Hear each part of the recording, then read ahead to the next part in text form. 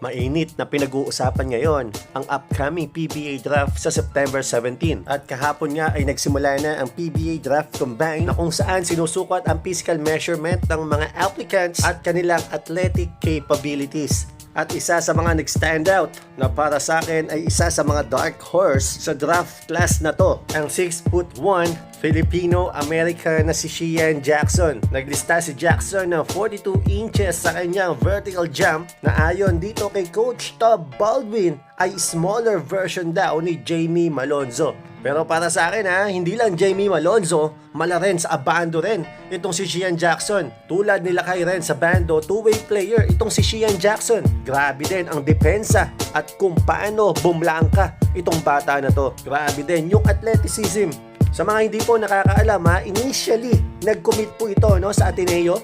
Dapat maglalaro to ng isang season para sa Blue Eagles ngayong UAAP. Pero nagbago ang isip at nagdesisyon ng mag-pro itong si Jackson. Ano masasabi nyo mga sir dito kay Jackson? Legit or bust? Bago yan, narito pa ang ilan sa mga highlights ni Shiyan Jackson.